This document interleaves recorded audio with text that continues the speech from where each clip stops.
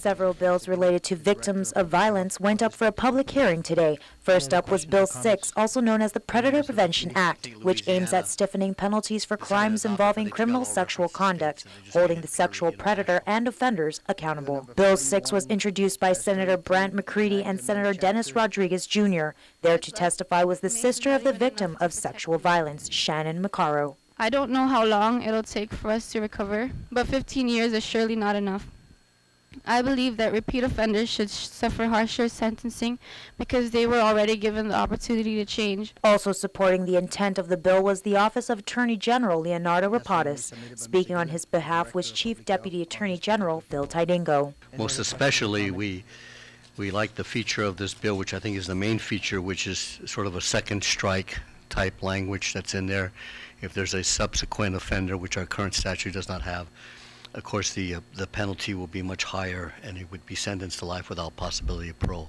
Although AG's office is in support of the measure, it does not have recommendations for amendments. Guam Police Department Community Affairs Lieutenant Arthur Polino, on behalf of Chief Fred Berdalio, also offered testimony in support of the bill, but questioned whether Department of Corrections would be able to accommodate an increased population with the addition of more perpetrators serving lifetime sentences. Meanwhile, also up for a public hearing was Bill 10, introduced by Vice Speaker B.J. Cruz. The measure would create the Uniform Child Abduction Prevention Act. The Uniform Child Abduction Prevention Act will greatly enhance the collective response time by law enforcement and the community at large with timely interventions to save lives.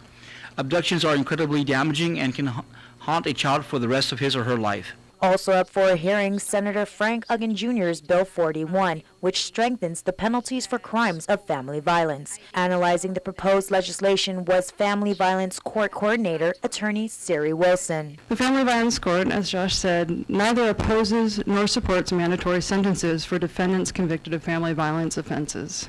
The court will not lobby for a position, but exists as a neutral body dedicated to interpreting and implementing the law. Wilson adds that the Family Violence Court has concerns about the proposed legislation as it's currently drafted, raising concerns about how the mandatory sentencing will interact with the deferred plea agreement. In addition to these bills focused on violent acts, Bill 43, which would beef up Guam's laws related to the drug spice, went up for a public hearing. Reporting for Guam's News Network, I'm Jolene Toves.